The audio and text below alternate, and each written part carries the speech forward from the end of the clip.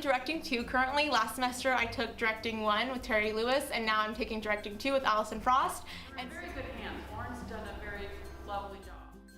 And so with the directing courses, we participate in these festivals. Last semester it was a 10-minute festival, and this semester it's the 40-minute festival, which is a really great opportunity for theater teacher certs, because when we actually start teaching our theater classes, we'll be competing in these UIL competitions that are 40-minute play festivals. So this is an amazing opportunity for us to just practice and really get a hold and a grip of like the different things that we can create. And so through the Directing 2 class, we're able to put on this whole show essentially. We have our own lighting designers, we get to pick our actors, we get to pick our own scripts, and it's just a really great opportunity for everybody involved.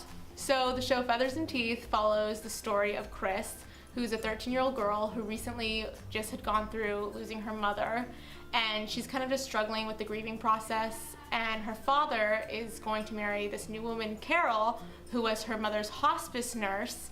And as the story progresses, you learn that everything is not always as it seems, and it's a bunch of mischief and mayhem just ensues as the play progresses.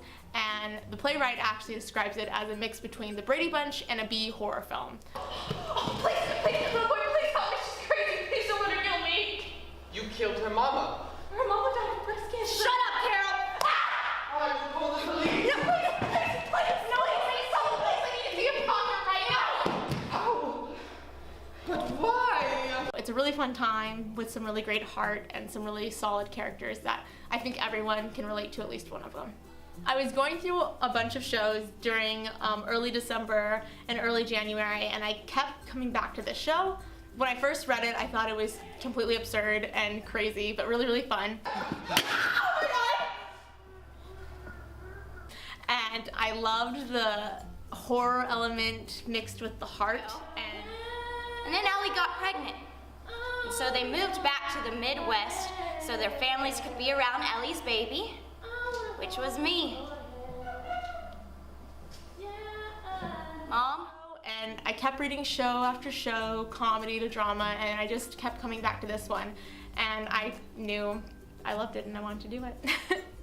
For this show, I've had a really great collaborative process with a lot of my actors. The first week of rehearsals, we read it, we talked about the style of it, we talked about my concept, we talked about a bunch of different elements to the show, and then as the week progressed, we do a lot of stop-start. Crying over spilled milk. From I Thought You Loved Me. Can you go back to that? I thought you loved me. Well, that too. Walk away from him and start cleaning. I thought you loved me. Oh, I brought sponges. Okay, use your sponges. Okay, I'm in my bag. They'll go over lines, we'll talk about the stakes and what the main cause of the specific scene is and what really matters, the important chunks of it. And every event we discuss, and then as we understand the events and the tactics used to reach our goals in each scene, we then play. You're a Boy Scout. Die for an eye. It's justice. It's terrible. I tell them to go play, make big choices. I want them to see what they bring to the table. And then after that, we kind of just clean it up. And I will give them blocking specifically, but if I like something that they added, I'll say keep it. And we just have a lot of like collaboration involved, and it's a really fun process. And we just did that every week until we finished all the scenes and everything was blocked. And from now on, from then till now, it's just cleaning up and really just adding our fun flares to it.